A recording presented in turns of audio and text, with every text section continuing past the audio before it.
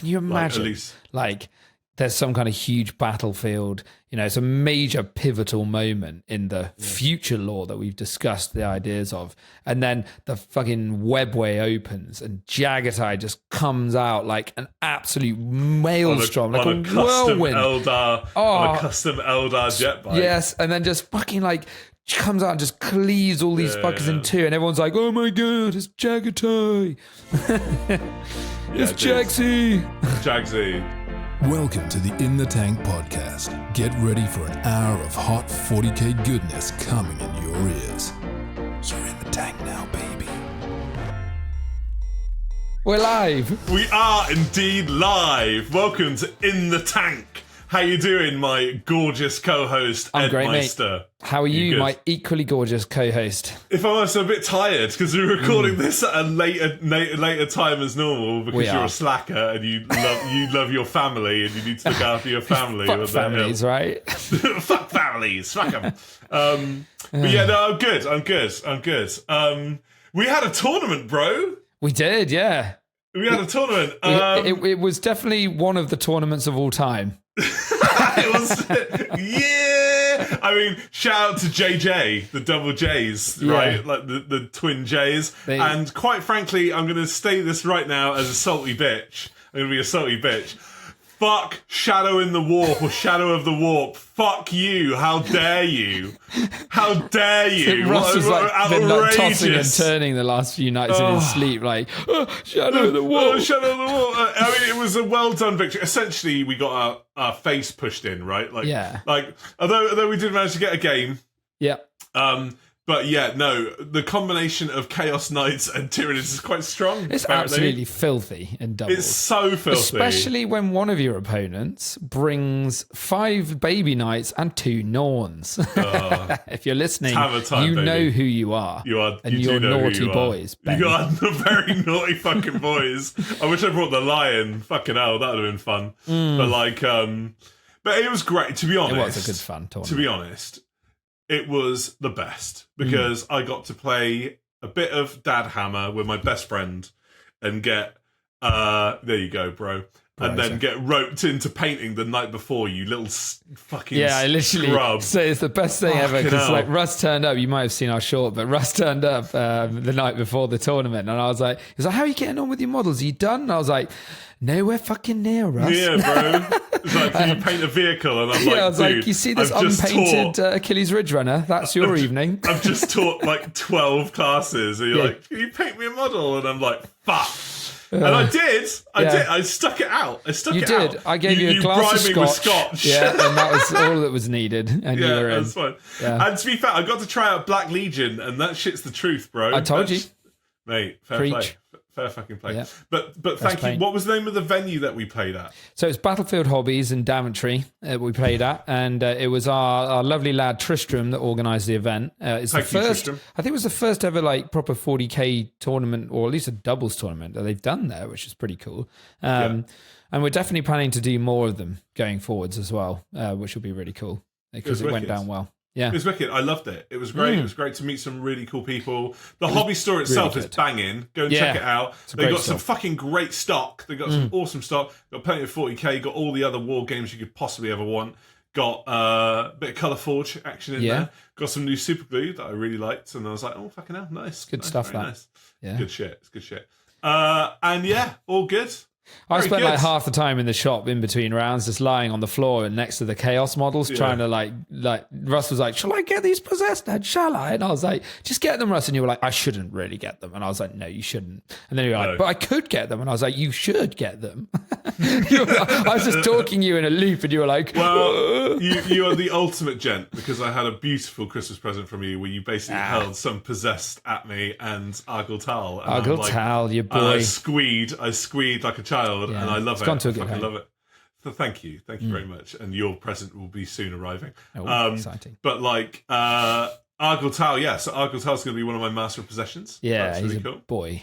He looks great, and he actually scales quite well. So that's he's awesome. big. He's a big lad. So down with that. And you pressured me into getting Abaddon, you fuck. What the? Okay, right. For those of you listening, I get a message from Russ tonight with like an eBay listing, and he's like, "Oh, there's this one. It's such a good deal. It's like 5 possessed and Abaddon." And I was like, get it. I started sending him little voice notes. I was like, it is your destiny, Russ. And he was honestly, like, instantly bought it.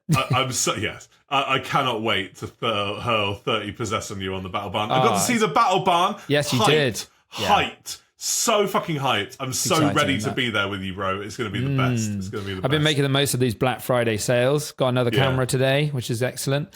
And I've also got some really cool, like, anti sort of, well, it's just sound cladding, basically, that's going to be really cool in there. So it's pretty echoey in there at the minute. Like, we need to sort that reverb out. Otherwise, everyone's going to be hearing 15 of me when I speak, which is not what we want. You don't want 15 of me. Fucking hell, that's going to be oh my God, can you imagine? Blah, blah, blah, blah, blah, blah. Noise Marine. Yeah, indeed. Yeah. Have you been working on any hobby stuff since you I actually have. Nice. I accidentally left the jean colts in the barn when I came back because I unpacked everything in there, and they ended up in there. And I was like, I need something to work on. So I've just picked up a whole new army. Now, talking about enabling, Russ and I are just as bad with each other. Oh, it's terrible. Russ was trying to spend the whole day to convince me to pick up Drakari as an army. Yeah. Now, Paul, he's one of my mates, who's going to be working closely with me in the Battle Barn. He is doing Ynnari. So he's got a bit of Drakari and a bit of your normal elves, your Eldari. And I just thought there's no point double dipping on armies. So I'm going to do something a little bit different.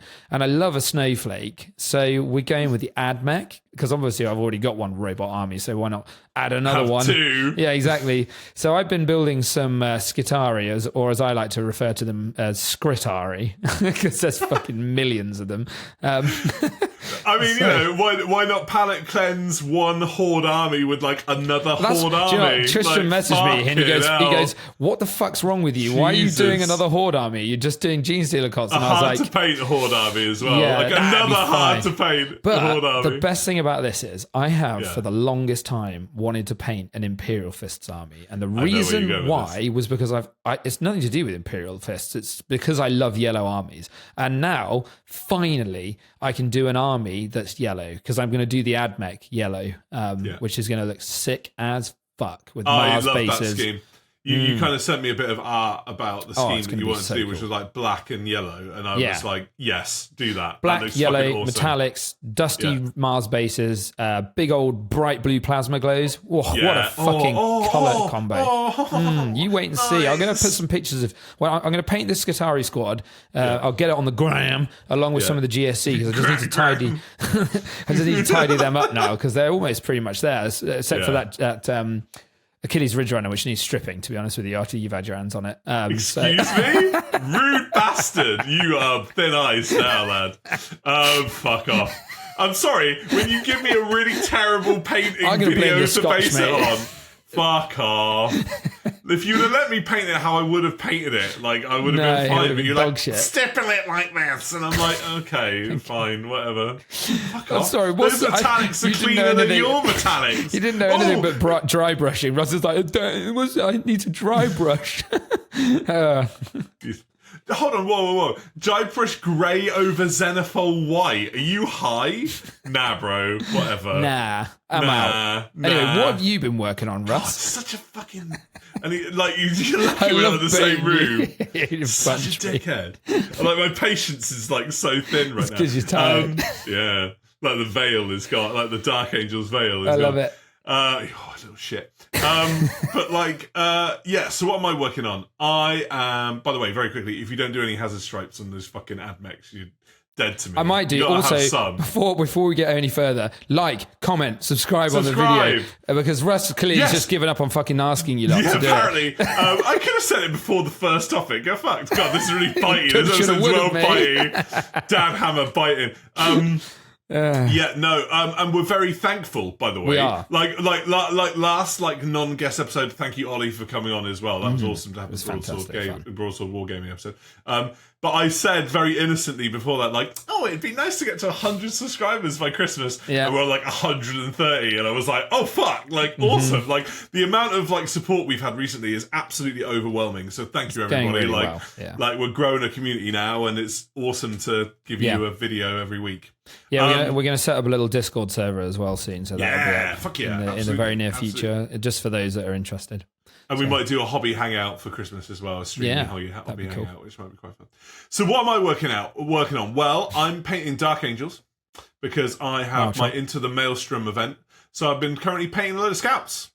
And in typical Russ fashion, I've decided to go with the most over-the-top fucking every colour in the world scheme. Yeah, that is you. So Angels of Redemption, Hazard Stripes, double one split, grey pants. Fucking hell. You fucking hate yourself, don't you? Oh god, it says you, Admech boy. Fuck off. But essentially, I'm just gonna dry brush the metal and then just bang a bit of yellow on and be done with it. Okay, I'm out. Fair. But so I've decided to obviously still paint the most crazily difficult Dark Angels colour scheme I could possibly do. But they look banging. So they do. Cool, they're already looking good. Thank you. So that's what I'm working on, and then I've got another 9 Terminators to kind of finish off, and then I'm ready for Into the Maelstrom and potentially the Oxford Onslaught. Where's Into the Maelstrom? Is that in Oxford? Didcot. It's the same. It's run by Michael Core, or is it somewhere else? Michael Core's running it. That's him, the absolute legend that is Michael Core and his fantastic boards. But he's doing it kind of near Didcot this time. Okay, cool. It'll be in Drayton for the old Oxford Onslaught 4. That's good fun. I'm looking forward to that. Have you got your name for that yet? No, I will do. Sort it out. It's on the back burner. Sorry. Good lad. He's ramped it up to £50 a ticket now, so I don't think I'm going to sell out as fast now. I'll buy it. It's great. Yeah. He does a great job. He does. Honestly, worth every penny. His tables are donk. They're proper gaming tables. Can't recommend them enough. No, he's wicked. So so it's going to be great. So I'll give you a post report of that, quite frankly. So perfect. Look forward to that. But yeah, just to wrap up the tournament, we basically did, because we didn't really dive into it that much, so we basically did 3 games in one day, and that was the whole tournament. It was just one day, which was great fun. We played one of my best mates, who I've known since I was at school, James, also known as Mails, and another James, who I've known for years as well, who was in his team. So it was the 2 Jameses. We actually round one them, which was really good fun. Oh, they had Tyranids and Chaos Knights, and they pushed our shit in again with Shadow of the Warp. It wasn't that. It was close-ish, wasn't it? I know by the end of the game, I think we were in quite a dominant position, but we had just lost. We lost too much. Yeah, so many points. We got knackered on the primary a little bit, and then game 2 we went up against Chaos Knights and Tyranids, and that was the double Norn game, which was really fun. And again, we did quite well at the end, but we just needed to sort out those first 2 turns. I think that was the problem. A little bit slow there. And then the third game we played against Eldari and Leagues of Votan, who we beat. But that was a really fun game because they had the sickest Wraith. It was a Wraith Lord? Yeah, Wraith Lord. And it had these banners. Colours. Yeah, it was so cool. So good shout out to all our opponents. They were absolute gentlemen, and we loved it. It was great fun. So we ended up sort of coming middle of the pack somewhere, I think. And much love to the Double J's. You guys are absolute legends. Yeah, they came third, and it was their first doubles tournament. They did really well. Done, guys. And the guys that we played with the Tyranids and the double big mummers, they came second. So I actually think we had a pretty tough run. Yeah, we did. We had a brutal fucking. And I think that Tyranids. I think the battle shock synergy of Tyranids and Chaos Knights is a. We literally failed every single one of our battle shocks for the Shadow and the Warp. It was ridiculous. But it happens. It's an army rule. It's a rule. It's a rule. It's almost like it's a game of rules and dice, isn't it? Everyone always says this, on both sides of as Tyranid players or people who played against Tyranids. It either does fuck all or wins you the game. That's basically what it does every time. Nothing or everything, I find. Yeah. It's pretty polarizing. It's a clutch. I imagine that's the skill level of when to use that ability, right? Because you may be tempted to use it too early. Yeah. But it's in that clutch moment, right, where you could just ruin. Yeah. And it's just savage. It's so savage when it goes off. Ugh. Yeah. Horrible. The end of the game, if you've got board dominance, that's it, man. Fuck you. And also, failing battle shocks near Chaos Knights when they can use Terror Shades on you and then heal themselves and do more damage. Exactly. Oh my god. The synergy is really strong. Yeah. Synergy is really cool. It's cool. Yeah, what a cool combo. What a cool combo of armies there. Yeah, so that was our tournament in review, basically. Really good fun. Nice. So we've got quite a lot of hobby news to talk about very quickly before we do our main yo-ho-hos topic, because we are indeed hoes that yo-ho. So there you go. I thought you'd like that. So we've got some new models. Holy shit. All of a sudden, GW decided to dump like fucking 1,000 new models. Talk about Space Elves, right?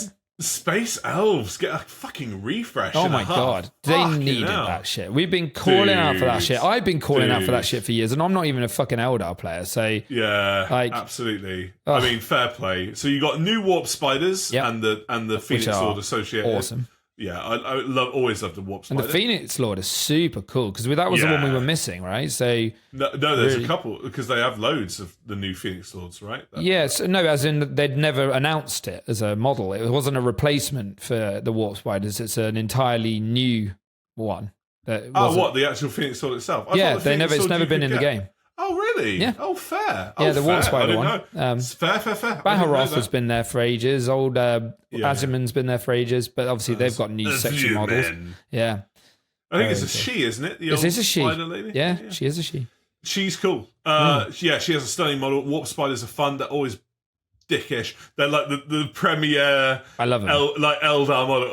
I like the dude with like the little four arms that come out on the side. Like really cool. He's cool. Really cool. If I was a Trixie man, I'd be curious, but I'm not. Not, unfortunately. But they're going to be a fucker on the tabletop. Yay! You got to love Warp Spiders. Fucking hell. Swooping Hawks look amazing. They look cool. Absolutely amazing, as does the new old Phoenix Lord for the Swooping Hawks. And then finally... the Fire Dragons got an update as well, didn't they? I think so. The Phoenix Lord for that got spoiled early. Yeah, he did. And then the mighty Azurman got... He's such a classic model, and they did him real justice. He looks so iconic. Noble. Yeah, exactly. Noble is a good word. Yeah. Now all they need to do is the old Dark Master of the Dark Eldar, Drukhari himself, right? You know, you bitch. You know he's coming. He's fucking coming. You know he's coming. I'm going to call that shit right now. If he does, I'll be like... I'm going to call that... Yeah, and then you made the bad choice, didn't you, Ed? No. You made the bad choice. I didn't make a bad choice. I made a good choice, because I now get to paint a yellow army, Russ. Yes, but you're also going to also play Drukhari, because I know you. But I can borrow Paul's Drukhari. It's fine. All right. And then, of course, we also had the old Krieg. Yes. With their really hyped horses. Dude, fuck yeah. Do you know what? That wasn't even the coolest thing for me. It was they've got like this... Which one is it? It's like, the Ordnance one, but it's in like a little sort of sandbagged up fortification-y bit. I fucking love that model. That is such a cool model, that is. It makes me really optimistic for the future of Guard. Yeah. Like on the horizon, right? I had a feeling it was either going to be those guys, because obviously they culled a lot of the Forge World models. Yeah. Or Catachans. Yeah, we were talking about Catachans.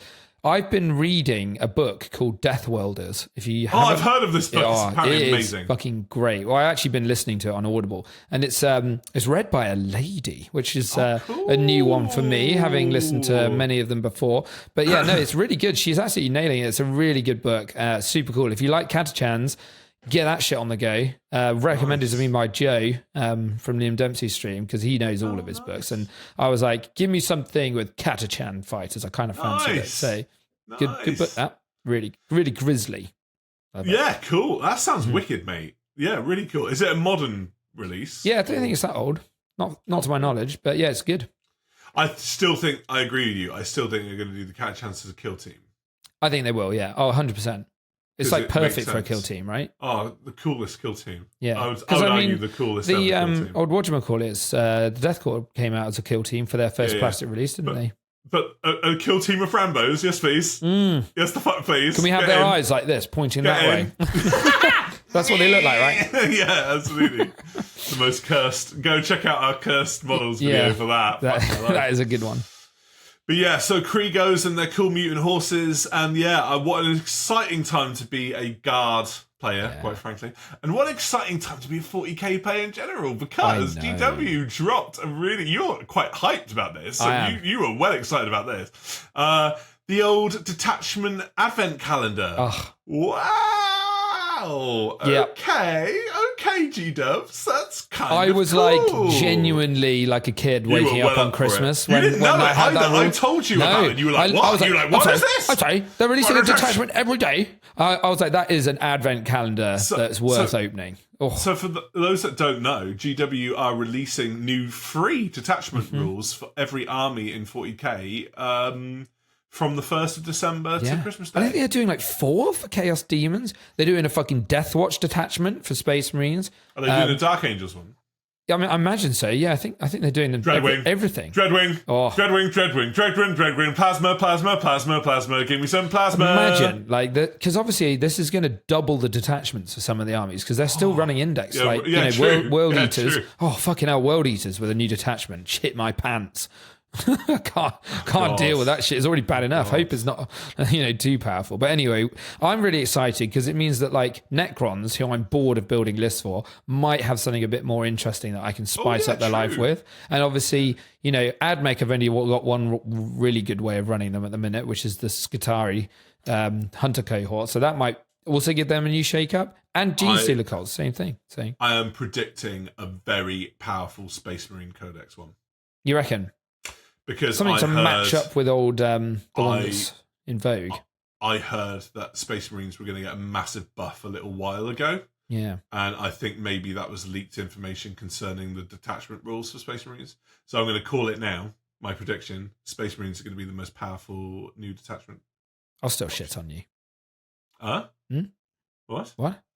Sorry. You. So we'll keep you informed with that and talk about that when they become every week. We'll probably be like, oh my God, like new detachment, blah. We'll have like 5 or 6 or 7 to talk about every week, depending on when we record the episode. So yes, indeed. And very quickly, we will mention it now, but we're going to do a very clickbaity video concerning this subject because I need to. I mean, Russ wants to make it clickbaity. I do, actually, yeah. Trench Crusade got £3 million or $3 million on its Kickstarter. Yeah. Holy fuck. Like, wow. Yeah. Wow. Blanchy involved. Yeah. Blanchy's involved, bro. Very cool. Dude. I love the art style. It's very, it's almost like, World War I meets Dark Souls a little bit. It's kind of cool. Do you know anything about the setting? I haven't read anything about the lore, to be honest with you. I've seen some of the models and they look cool. So very quickly, Knights Templar find a crazy Eldritch relic that opens a gateway to hell. Cool. And changes an alternative timeline. Mm-hmm. Where essentially demons are now manifested in the real world and humanity is barely fighting for survival. And it's like a alternative World War I setting. Yeah. Where you have crazy cultists and religion is like the holy light of the world that banishes demons and stuff. Wow. So you've got like a cool Middle Eastern kind of faction, which are all the Janissaries and stuff that are all like Muslim and they're like, like that's cool. Mm-hmm. And it's very like Christian theology based as well, but like in a really fucked up, very heretical way. Very cool. So the models look stunning. It's going to be very skirmish based and has made an absolute mint. And GW should be shitting themselves. Absolutely shitting themselves. I'm sure the fact that their stock has recently almost doubled because of a unknown that's reason. The Amazon deal, and I don't care. Like, I'm going to be part of that. I'm sure that they'll be shaking in their little boots now that their market shares dropped by 0.3% or something. No, Trench Crusade, guys, we've got to close the company. That's it. True. I mean, it's bollocks. We'll talk about this on podcast. Yeah, we will. Yeah, but interesting. Right, yo ho ho, Christmas special time. Oh, we should have really had Santa hats for this. I might try and Photoshop something. Put it, just flash it. There we go. So, Violent Nights of Hay. So, we're going to talk about our don't buy Warhammer for your loved one this year. Don't buy it. Don't buy the plastic. Don't buy the plastic crap. Yeah. Buy these instead. Buy these awesome gifts for your hobbyist in your life or hobby mates or whatever. It's the best. So yeah, we'll talk about this. So I'm going to choose a first one. So we've got 10 things to buy your hobby pal or palace in life. So I'm going to go with the first one. Skadis wall mounts. So everyone / makeup stations. Yeah. So everybody needs to tidy up their paints, and GW, quite frankly, make really shit paint stations. You have got makeup nail varnish ones that you can get cheap off Amazon. Also, the Skadis wall mounts aren't too bad. They're about like 40 quid, and then you get all the little extra bits that create it. And I'm just looking at mine, and I love them. A happy hobbyist is a tidy hobbyist. Yeah. So that's just a great thing to do. So get them; they're wicked. They are a good shout, to be honest with you. There's nothing worse than having to go through drawers to find all your paints. It's nice just to have them laid out in front of you. So even if all of your paints are, basically just 20 pots of cream, contrast. Dark Angel's green, or whatever the one you like, yellow, black, and red. That's all your paints. That is all your paints. Yeah, that is literally... that is all your paints. Fuck off. I've literally got... Okay, name a paint. All right, metal. There you go. Sorry, 6 paints. Name one that isn't on your models that I've just named. Exactly. You can't. Yes, I've got literally 13 reds. There you go. Yeah, fuck you. So my first choice is famous. I'm famed for this. A 3-inch dongle.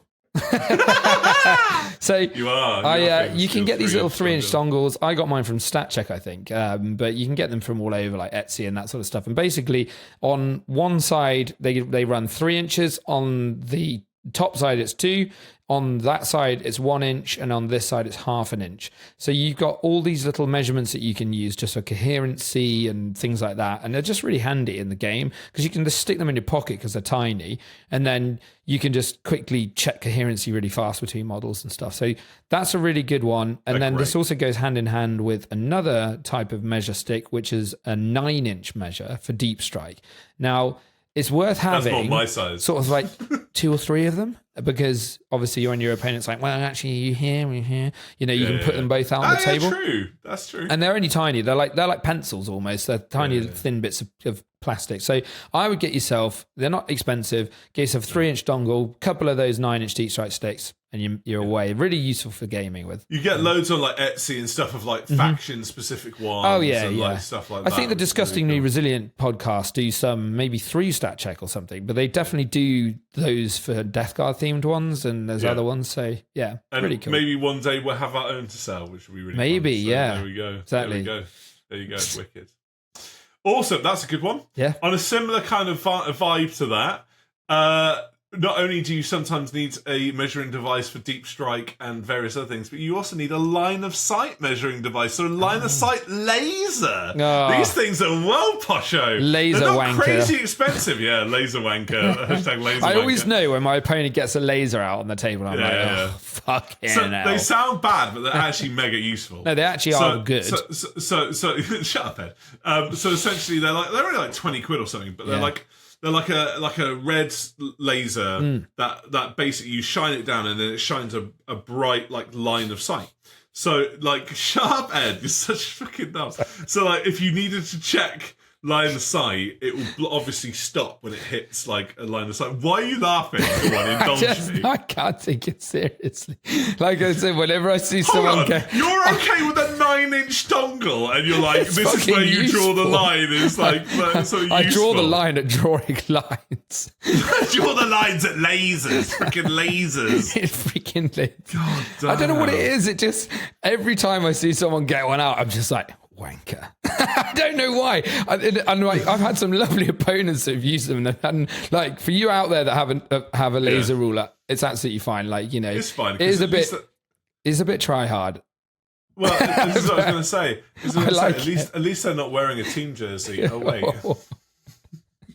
I don't know what it is. They're really useful. Russ does have a point. They are actually really good. Go on, you espouse them. Sorry. You have not got a leg to stand on, bro, with I know what hobby accessories you have. But like, yeah. So they're great. They basically, what they do is they clear up any arguments, because line of sight is one of those annoying rules that like is ambiguous / not ambiguous, where like you need to know it, and it can get really like fucking weird, and it just stops arguments dead in their tracks. You're just sat on there.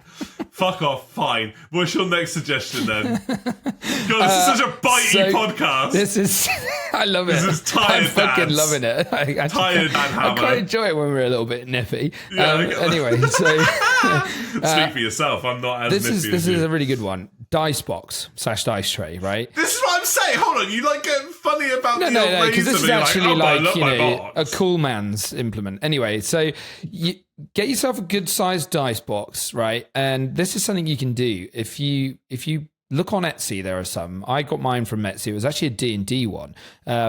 But you can go a step further and kind of like line up a few dice, measure them, and see how well they'd fit inside. Because usually they either have just the tray or they'll have like a little side bit and you can put them all in there. So I've got one with a side bit, which is a bit bigger. But don't get one of the ones with the angled sides, which are those ones that you can either pop out and make them go flat, or they're just like a little desk tidy that people use as a dice box. Because those things have had too much cock in them. Like every single time my opponent has one of those, you can almost guarantee one of every single dice roll will be cocked, basically. So just you don't need a proper box. Yeah, wooden box with hard sides, perfect. So vertical hard size. That's my recommendation. Please. Great great present for. Yeah, they can be quite stylized and really nice, and made out of really nice materials. Really useful. And you can get a cheaper one. Yeah, it's the one thing I haven't got that I actually ironically need. It's always nice because you can bang it on the table. Your opponent knows where you're rolling. You say, "I'm just going to roll in the dice box. If they come out, then I'll re-roll them or whatever." And then you don't get that problem of your opponent continuously rolling their dice behind a ruin, which really, really grips me whenever people do that. I fucking hate that. Like, and I have to keep looking over to see what they're rolling. And they're like, "Oh, look, it was a 5." And I'm like... And it's easy for tracking the baby, oops, Ed's got a dice cam. Yeah, that's my dice cam, dice box, sorry. It's fine, because I'm stronger than yesterday. So now, that's cool. So cool, that's a great one. What's your third choice? I'm going to say... the B&J Brush Cleaner. I've mentioned this on pod before. Whoa. It makes your brushes fine. It's wicked. Look after your brushes. You're a fucking monster with your brushes. I was quite disgusted, I must confess. But the medium to low quality brushes in you. If you get posh brushes, which is I'm going to talk about those in a second. Look after them. They're made out of real hair. They're not going to be synthetic. So you need to look after your brush. Yeah. Condition. 100% premium moustache. That's butter. What is it like? What is it? Butterworth's diet pan. Yes. Saturday crispy is treat day. Yes. You're the only other person that I know that has seen that. A single baked food with low fat calorie spread. It's great. Fuck. If you haven't seen that, do yourself a favour. Go on YouTube. One person guessed that reference. Type the Brian Butterfield diet plan in and enjoy yourself. Hoist it and crispy owl. Mystery meat. Anyway, we digress. But yeah, that's a good one. I mean, look, I never said I practice what I preach about my brushes. I know that B&J Brush Cleaner is great, but I have ADHD and I forget to clean my brushes when I've used them, or to clean my pot. Or to replace my water. See, I'm a bit OCD, so I love it. Yeah. So, you're on the other end of the spectrum. Clean the brush. To me. Yeah, clearly. Clearly. Yeah. So there we go. So B&J Brush Cleaner. Thank you. So my next one is another one that's quite a good little cheap gift idea. Neoprene objective markers. So I cannot stand the little... Unless they are the sort of cool ones that you can get, which are actual models. Those objective markers are pretty narrative, and I like those. But I don't like it when people just bang a coin or whatever on the table, like the 40 mil objective markers. It's really hard to judge the 6-inch radius. Because they're a circle, it's quite hard to kind of know when you're in and when you're out. Whereas with these thin neoprene objective markers, they've got the circle in the middle. They've normally got a cross over the top of them, so you can line them up really easily when you're measuring to put the objectives down. And they give you that full 3-inch range of the objective marker, which I really like. So for gaming just generally, obviously narrative gaming, put your little markers in the middle of them anyway, and you still know, right? So I think they're cool. Good shout. No, I think that's one of these things you always need, and people forget, and then they're at an event. They're just handy. Like, oh, fuck. Or your local games club or whatever. Again, like anything that... And you can get some really cool designs. Yeah. Some of them. I've got like some Necron-themed ones that Tristram got me that are really cool. I've been using those for a while. Have you got any try-hard ones yet? No, we do actually need to make some. I did inquire about some, and I will get some made at some point. So give me support with my mate. You're lovely. Yeah, we've got try-hard dice, but unfortunately they've all sold out, all 2,000 of them. So, yeah. Hey, man, one day. I need to get another batch of them. My lone wolf status will I'm looking forward to getting some Battle Barn dice. These are going to be sick, but I'm going to have to wait to get those made till we've made a success of the Battle Barn. Otherwise they're going to be even deeper in the red. We can get like in the tank and Battle Barn ones. Yeah, that'd be wicked. That'd be cool. That'd be cool. So cool, love that idea. That's cool. On the subject of brush cleaner, obviously getting some posho brushos. Yeah. So nice brushes are always, for me, always a nice present, because they're one of the things that like always not feel bad to buy, because a good set of brushes can last you a very long time, for me personally. But they're just a nice gift. They normally come in a nice presentation box or something. But like some examples of that are like the Squidmar brushes and the Artis Opus brushes. Windsor and Newton are my personal favourite. Windsor and Newton are really nice. There's also a new company that I really like that's UK based called Orange Brushes that are really, really good. And they're just nice. Like you can never have enough great brushes. Yeah. So getting some nice brushes, and we all need them. So to be fair, like I know my brushes were in a little bit of a state, but those Windsor and Newton brushes I have had since 2018. It's just your dry brushes give me hives. Oh, the dry brushes are fucked. I told you I was a rough dry brusher. I'm like bite down on the pillow, baby. So I'm going in dry brush. Hold on. Wait. So you ensnare your best mate by coming over to paint for you like a paint slave, and you go, right, I want you to paint this vehicle with a really crappy video with really crappy brushes, and you then bitch I actually had to throw that dry brush away after you'd used it, because it was so this is something that you need to know. You shouldn't wash dry brushes. Oh really? Mm-hmm. When you're done with a dry brush, you should just keep dry brushing it on your little palette until all the paint's come off of it, and then leave it. You don't need to wash them. Trust me. Because if you wash them, I don't know what it does, but it like gooks them all up, because they've got quite a lot of paint in them still.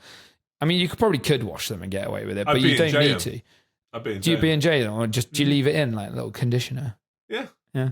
So. Yeah, and it strips all that paint right out, mate. That's fair. I mean, I just dry mine. I just keep dry brushing until it's all come out. I look after my brushes. I mean, yeah.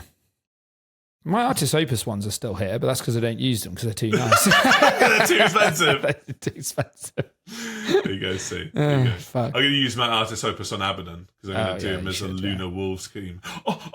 Ooh, good, nice.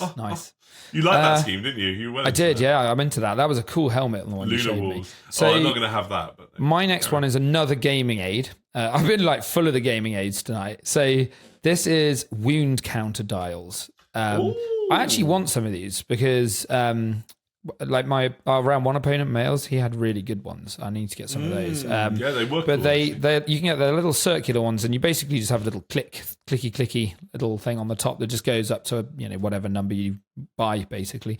And they're just really handy, especially if you're running things like knights or big vehicles and that sort of stuff. Just bang a few of them. I tend to use small dice that are a different one to the dice I roll, because you don't want them to be the same, because otherwise you just get confused during the game. You'll roll a dice, knock it out of the way, and then you've lost what the wounds were on. But I tend to use like D8s or D10s or D12s or something like that for the ones on the table. But yeah, really good. Very helpful to just keep track of everything. Lush. Yeah. Love that. That's wicked. Yeah, that's a great idea. And it can't be knocked then either, if it's like a clickety-clackety one. That's the bonus of those, that you can't knock them over and then lose the face. So nice. Or sometimes you accidentally pick up a wound dice.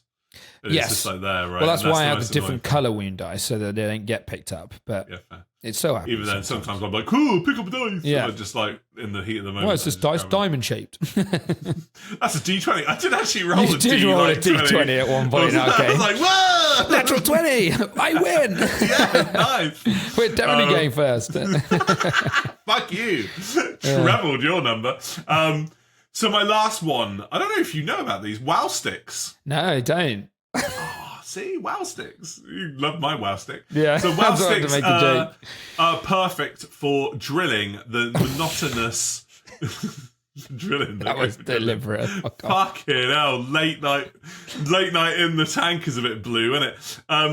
For drilling gun holes and other such things. Okay. Right? Essentially, it's like a little mini modelling electric drill.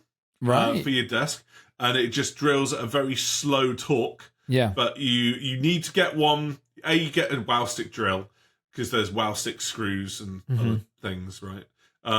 But get one where it's the activation is like with your thumb, so that you can control it in real time. Because if it's at the back and you turn it on and you can't then turn it off in real time, you might accidentally drill through something. Yeah, like my thumb. But literally, I did all of my marine gun barrels with it, and it's literally like done, rather than like spending hours because you know. If you get a backlog of like gun, do you even drill your barrels? Yes, I fucking drill my barrels. What do you think I am? Some kind of savage. Although I will say that like the armies that I've been doing, the gun barrels are getting fucking smaller and smaller because it was like doing anything that I've done before, like Marines. They're easy, they're massive, like bolter gun barrels, and then you go onto Gene Silicots and you're like, there's some smaller guns on these guys. You get the smallest drill bit out, and then the fucking AdMech, they're bloody microscopic. No, fuck I'm like, no. Just don't drill them. I'm drilling them. I am actually really good at finding the center of a gun barrel now. I've got it down to a fine art. See, I'm not very good. I'm not very good at. Yours all on the piss, like like that. I hate that. That's so annoying. Fucking hell. But yes, but they do. Gun barrels really weirdly make a model for me. As soon as I see that, like a gun barrel hasn't been drilled, I'm like. I remember this is old stuff now. I remember when I was streaming with VT way back when. And VT days, eh? Yeah, the VT days. And I remember Steve was getting, this is Steve Box, for any of you that don't know, runs Vanguard Tactics.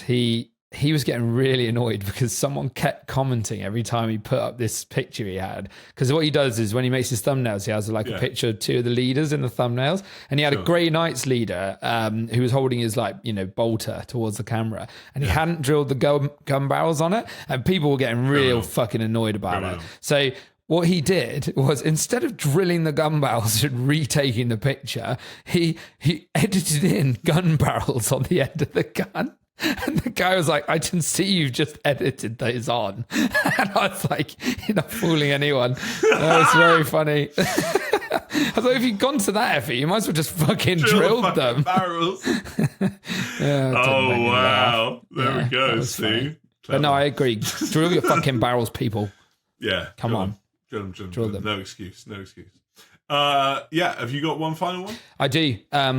It's Tamiya nippers, which are hobby snips, basically.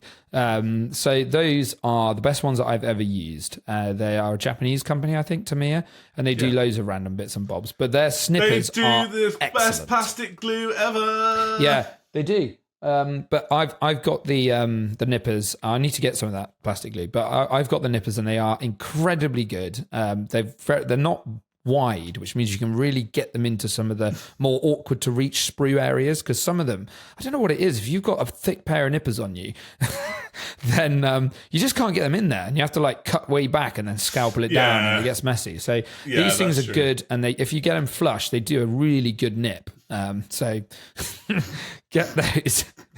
Fuck off.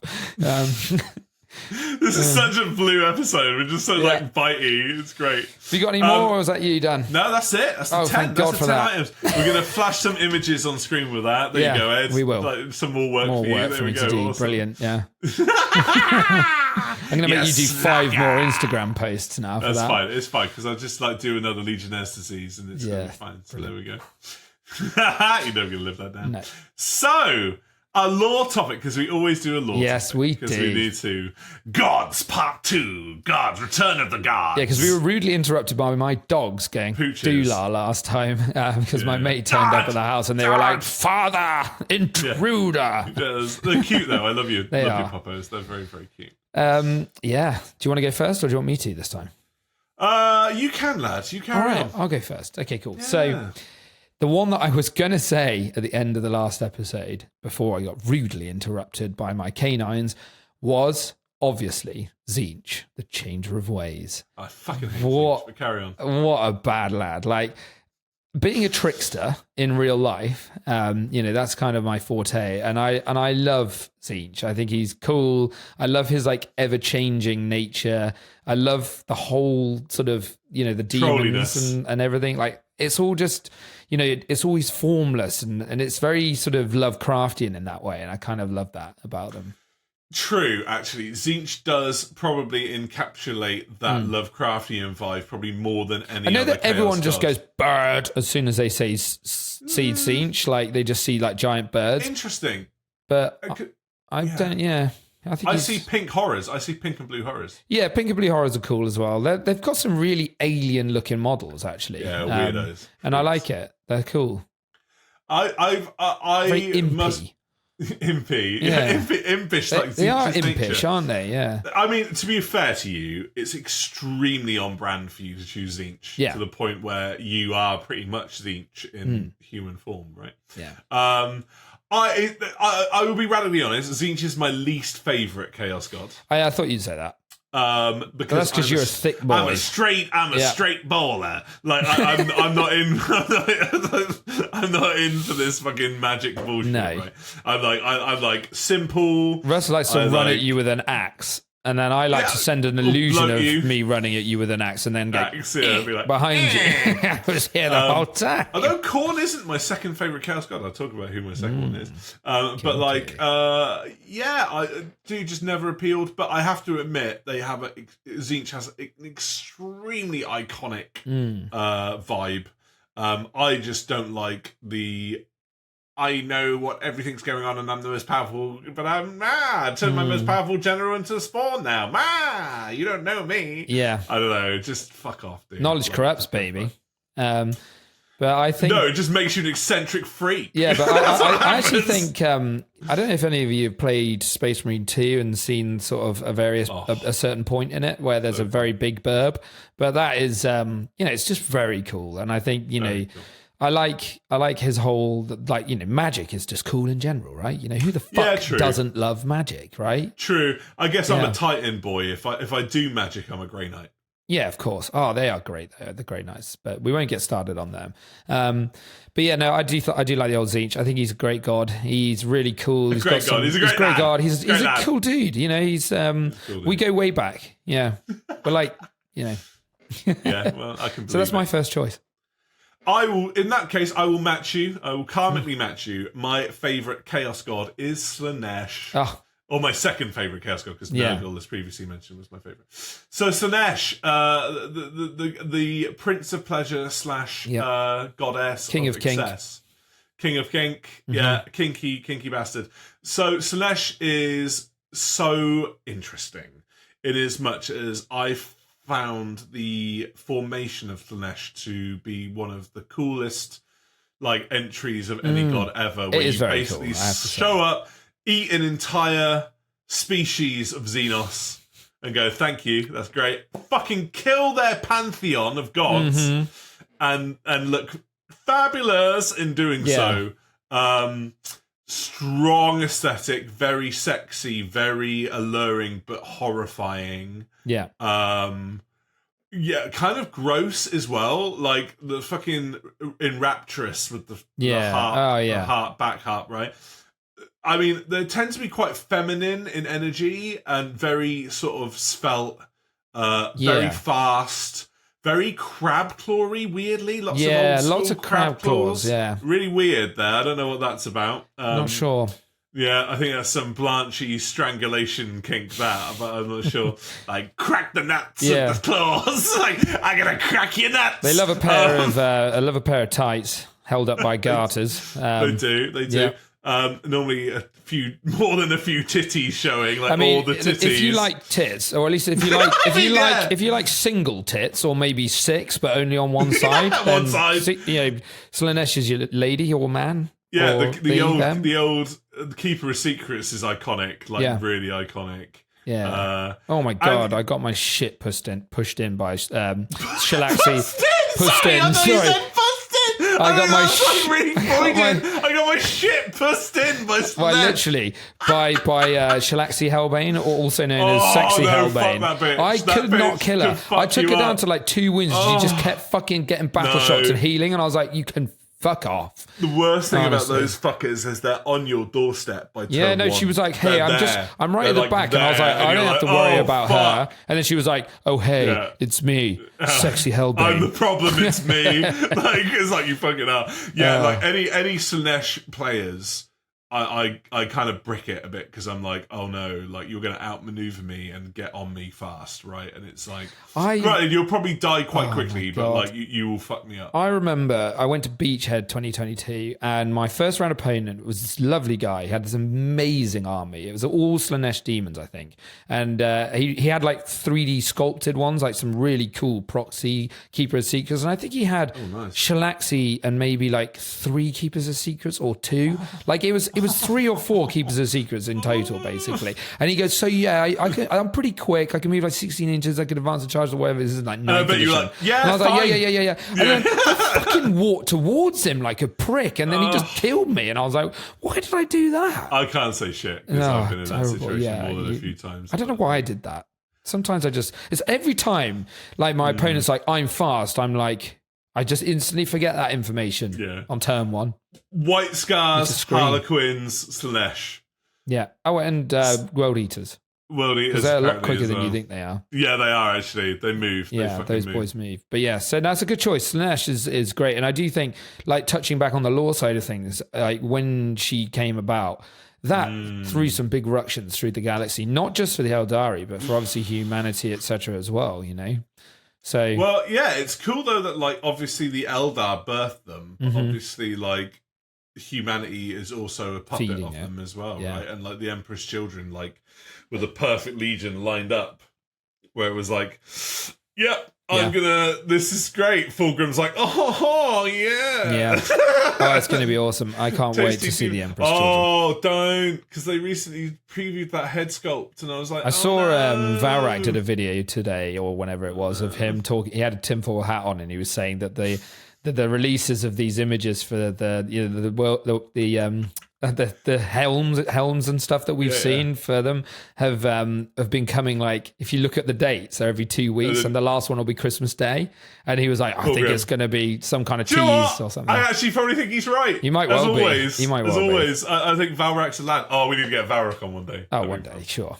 I think we're at 130 subscribers. Maybe when we get 140, he'll come on. We had Ollie on. Ollie's a fucking massive hitter. No, it's true. Ollie's a complete dude. He's a legend. Absolute lad, and totally on our humour. We'll get him back on one day. We're gonna do an Ollie uncut special episode, I think. Where we're gonna get him like half cut, he's a funny and then boy. just get him on. Oh, he's a funny boy. Love that. He's a good lad. Anyway, so Slanesh, good choice. My second one is Is it the Emperor? No, we've already done the Emperor. Is it another Catan? Or is it maybe both and somehow neither? It's the Omnissiah. So... my shitty deity is ruining setting. So the Omnissiah, I think, is really interesting because no one really knows what or who the fuck he is. And he's also quite a new god in the grand scheme of things as far as worship goes. And I think that obviously there are people that believe that the Emperor and the Omnissiah are one and the same entity, and that basically, you know, the Admech are effectively worshipping their version of the Emperor through the Omnissiah, who is like the machine god. There is also a theory that this is through the cult of the dragon, I believe, that the Void Dragon, the Catan Shard of the Void Dragon, obviously it would have just been the Void Dragon at that point rather than a Catan Shard, but the Void Dragon is potentially the god of machines because he is the most powerful technological wielding sort of matter entity in the galaxy, or was before he got shattered because he's, you know, idiot. But they were all tricked, obviously, into basically eating each other, which is... fools. But anyway, so there's a theory that he is the sort of Omnissiah, or or was the original. Yeah, like a piece of the old Void Dragon locked underneath Mars. Yeah, right? locked underneath Mars, which makes is very sense because it's like interesting. going wah, and like powering all of their like. Yeah, so I think it's just an interesting god because he's not really traditionally a god like many of the others, where you look at like Tzeentch, Slaanesh, and you look at some of the other things like the Emperor. They're all quite well defined, whereas the Omnissiah, I think, is a little more ephemeral and a bit spicier. So and philosophical, and like kind of ties into because we have like visual / confirmation bias of like machine spirits, right? Yeah, 100%. We kind of know that machine spirits are a thing. Yep. Like Tech Marines and the AdMech tap into the concept of the machine spirit, which is like the sentience of machine things in the 40k universe, and appeasing that machine spirit. Yeah. Which I just find cool that you could like whisper sweet nothings to a rhino and it's like, I got your back, boss! And it just like pushes even harder. On that note, like talking about that Death Wielders book, there's a really cool bit in there where they've got their own Baneblade like rolling around with them at one point. And basically they get in a bit of hot water, and they've got like a tech priest adept sort of person who like helps to fire it up using its machine spirit, and then she basically afterwards says something like, this machine spirit will continue to fight long after any of us will ever live. And I'm like, ooh, like she knows, she's sort of seen the future through its machine spirit. And she was saying that it's got vengeance in its heart, and I was like, oh, that's fucking cool.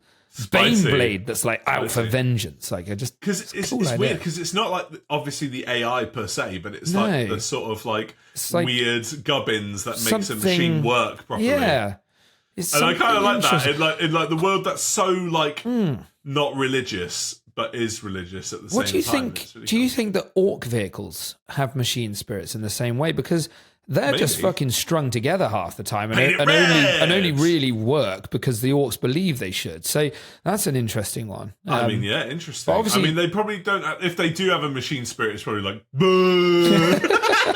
yeah, fireballs, yeah. Like it's just like drooling. Yeah, it's just like drooling, right? Compared to like the complex emotions of machine spirits. Yeah, it's a cool one though, like machine spirits and it does tap into the Omnissiah, obviously. And obviously, how fucked up Chaos are by making demon engines and combining machine spirits with demons, and how fucked that's fucked up. Yeah. And the fact that like they're like constantly like, also, and, like, they torment the machine spirits. Also, Belisarius Cawl, who is one of the coolest characters in the lore, by the way. And if you haven't read, I think it's called The Great Work. I think that's a really good book. You've drunk the AdMech Kool-Aid. I read that ages ago, mate. I read that ages ago. That's because that's got Necrons in it. That's why I read it. But it also had AdMech in it. And I was like, this Belisarius Cawl dude is pretty cool. Cool. Cruel. Pretty cool. Belisarius. I think Belisarius's time in the sun is yet to truly be unveiled. Where like he's going to do something gnarly. I just love that he's got all of the copies of the Traitor Legions as Primaris as well locked in. Interesting. That one day he could unleash upon the setting, or have already, and slowly drip fed them back into the setting. But yeah, that's my second choice. Nice. Interesting. Cool choice. Who knows where that's I am going to choose an incredibly eclectic choice now. I'm going to choose the goddess Tau Va.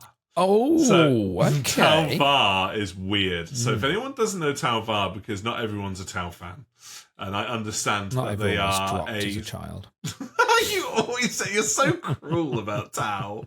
I love Tau. I think Tau. I bet. When you started playing Tau, is that when you got like the laser line pointer? Oh, such a twat. So does that come in their starter box? One day my hammerheads are going to rip into your beautiful AdMech like unit, so you'll be like, this is revenge. Sorry, carry on. So Tau Va is really interesting because obviously the Tau race are insanely secular. Yeah. Like even more so than the Imperium during the Great Crusade, which was kind of based on sectarianism, right? Yeah. Where they the greater good is their kind of sort of Taoist philosophy, but it's not a religion per se as it is mind control-y like fascism in a way. But what was really interesting is when a bunch of Tau were accidentally stranded in the warp, they realised that they encountered a physical manifestation of the worship of the greater good as a concept, which just so happened to be Talvar. And Talvar is like a handed sort of goddess. Okay, yeah. That kind of like protected that them Indian, and kind of helped, what's her name? like Shiva. Ganesh or like Shiva, right? Yeah. Right, like a sort of like Indian sort of deity, and she was like the physical manifestation of the optimism and like the philosophy of the greater good, and like helped the Tau through the warp and stuff. But like she only appeared very briefly, but it freaked the Tau out. Like, I bet they were like, they were like, what the fuck? Like, wow, what? Like, how, what, why, when, who? Because they don't even acknowledge that demons are demons, right? They think that they're like Xenos. Okay. Right? Yeah. They think that they're like Xenos. They don't like Well, they're warp agnostic, aren't they, basically, the Tau? Well, it's because they have tiny souls. Yeah. So because they have like tiny souls because their lifespan's so shit, and also they rely so heavily on tech. Yeah. When they die, they make such a tiny imprint on the warp that actually no one gives a shit about a Tau dying. Yeah. So like Slanesh doesn't care. Like no one cares. So like they make such a tiny little blip compared to humans that are like an Eldar that are like they're like a lighthouse. When an Eldar dies and goes through the warp, it's like eat me, and Slanesh is like me. Like yummy. Nom, nom, nom. And to be honest, an influential human is equally quite important in the warp, but like. But a Tau is like, oh, fuck off. Like, no one cares. So to have a physical manifestation of Tau principle. That's cool. It's kind of cool, really, actually. Yeah. And we don't know if she's going to return at any point. She's obviously in the warp, so she exists.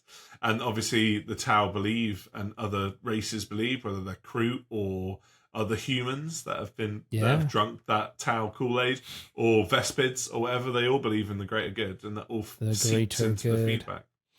The greater good. Good luck catching them swans, then. It's just the one swan, actually. It's just the one it's the one Kroot, actually. Great choice. That's interesting. I never knew about that. That's cool. You go, see? Yeah. Bit of we Tau learn lore something every day. Every day's a school day.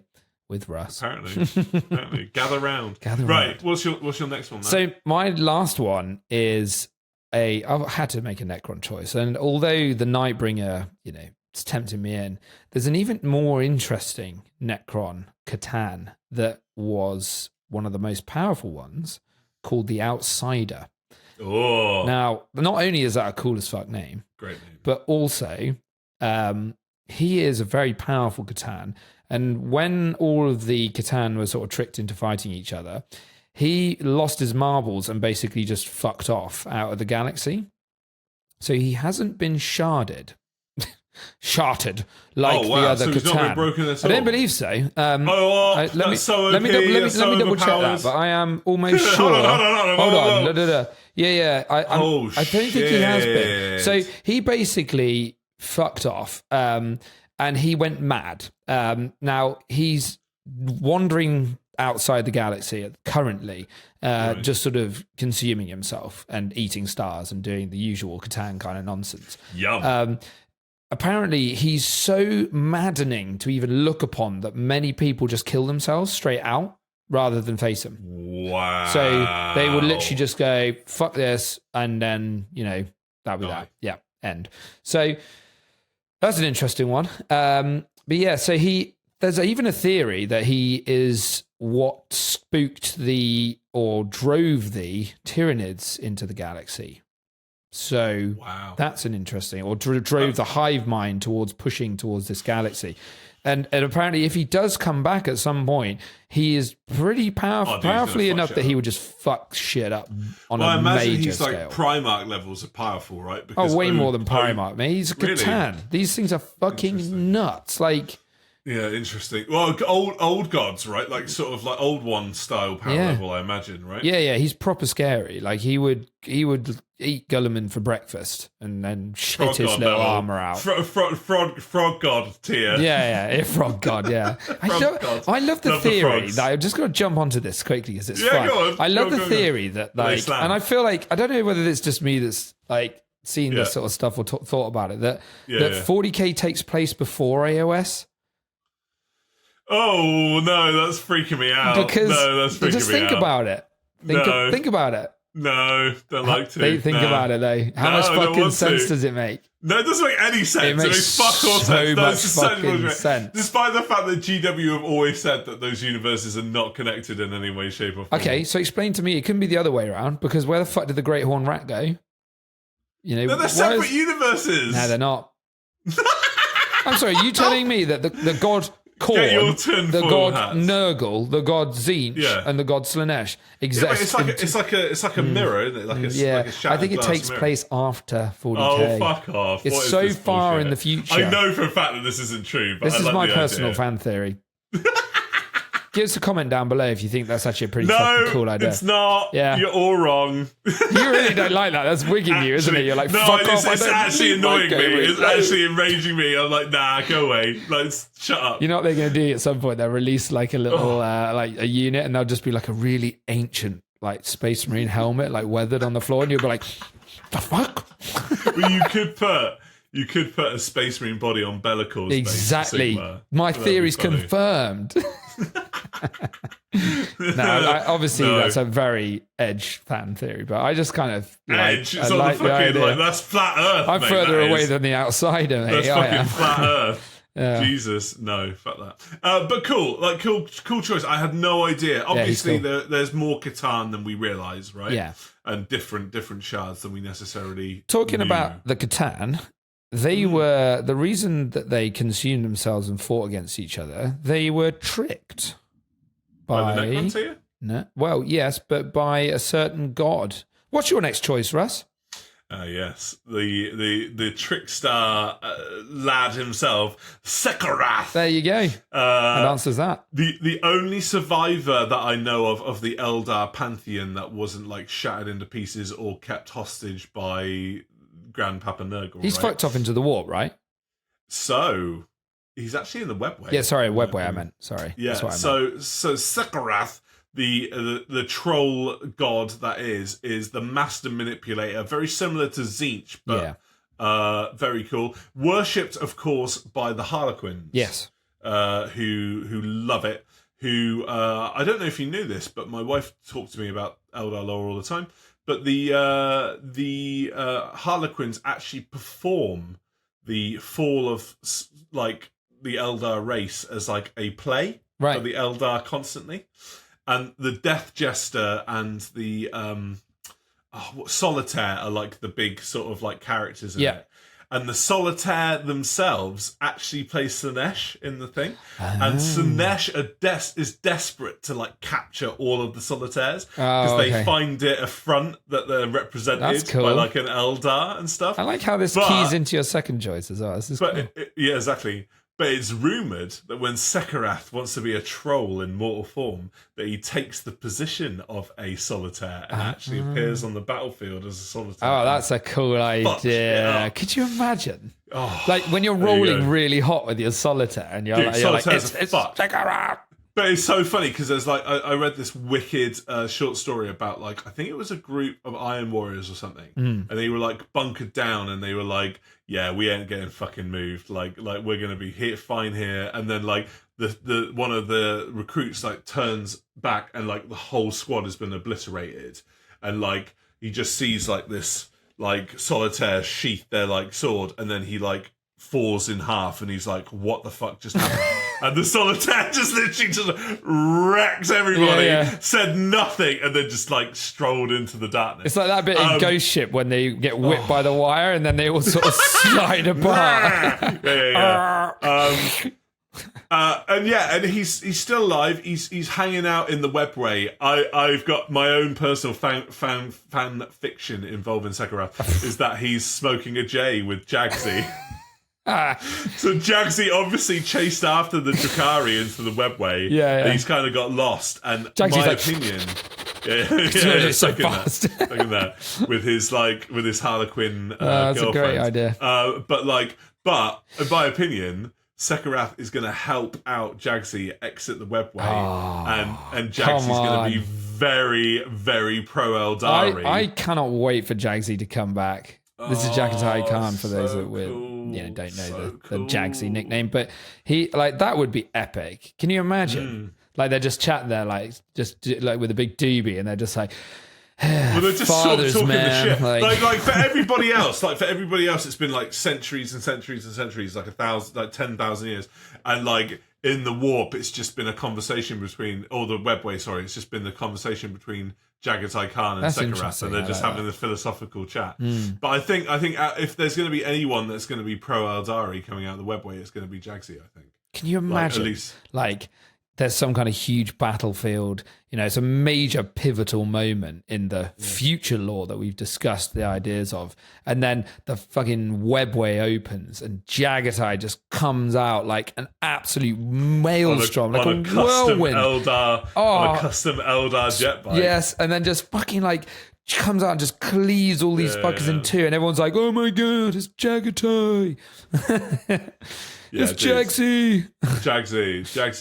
Jagsy also during the siege was the best. So cool. But yes, so Sekirath is a fucking lad, and he's well cool. No one really knows how to pronounce his name because he's got a really weirdly written name. Yeah. And the laughing god, the ultimate troll, and kind of creepy and weird, and does what the fuck he wants to do. Yeah. I also love how morally ambiguous the Harlequins Sekirath are, because like Cypher in a way, they kind of help out. They're quite morally good, but also morally bad. They kind of help out the Drukhari, help out the Ardari, help out the Imperium, fuck over the Imperium. It's most likely either to their own ends or to some kind of grand scheme, I imagine.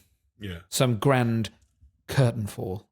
Yes, indeed. Also, I do love, because I have a love-hate relationship with the Custodes, I love how fucking trolly that piece of lore was, that those Harlequins absolutely decimated those I don't know if you heard about this, absolutely decimated those Custodes and wrecked their face, and all the Custodes players were like, actually that wouldn't happen, the players couldn't go on. Poor old Mr. Cavill. Yeah, and the Quipsters and Cavils were just like, no, it's not happening. Yeah. And no, they just fucking wrecked the Custodes in some really bad But fiction. one Custodes could take on a whole planet. A whole player of them. Fuck the Custodes. Stupid golden boys. Anyway. If I had Custodes, the last thing I would paint them is gold. Yeah. I wouldn't put a single speck of it on them. I hate it. Gold! No. What are the ones that are in the dungeons below? Are they the black ones? Yeah, they're super cool, black and red. That's how Tristram's painted his. They look wicked. I'd paint mine if I had Shadow them. I'd Keepers paint or them white and red. I put them white and red. White and red, yeah, interesting. Not what I go for. I wouldn't play Custodes because I'm not a dickhead. though. Just kidding. I like 3,000 models in my army, not 3. Yeah. So, look, I play Terminators, so we still have the best Terminators ever. So, bite me. Let's go. To you. Right. Can you please let us know your favourite gods? Have we missed out any crucial gods? We missed out one pantheon of Chaos God that I don't think will be particularly happy. They'll just flick us across space with a single flick of the thing. And of course, this is the second part to our first part, so go and check out the first part as well. But thank you, everybody. Thank you to my glorious co-host, Ed. Thank you to my equally glorious co-host, Russ. Beautiful. It's so weird seeing you with your hair back again, because when you came over at the weekend, you were full maining it, regalia. Yeah, and now because of your headphones, you have to have it back. So it just makes me laugh every time I see you, little Ed. There you go. See, it's almost like I'm a complex human being with complex aesthetics. But no, I appreciate you all tuning in, guys. It's been good fun. But yeah, let us know in the comments down below what your thoughts are, and do give us a like and a subscribe if you can, and obviously comment, because it all helps the algorithm. And we are starting to, as Russ said at the beginning, we are starting to build up a little audience now, slowly but surely. We had a nice shout out from Liam on his stream, which was really good, on the Liam Dempsey stream, cool. Which definitely helped. And then, it's just going well, slowly creeping up. We had one of our videos had over 1,000 views, which is our best yet, like an actual podcast with 1,000 views. Hashtag Primark bait. Yeah, that's literally what it is. You just put Primark in the title and they're like, yes. Everyone loves a Primark. Yeah, more Primark. This one would be like, Chaos Gods. No. Dislike. No. Christmas and chaos. Yeah. Right. Love you all. Yep. Have a lovely week, and we'll see you soon. Love you long time, guys. Ciao. Ciao. Ciao. Ciao. Ciao.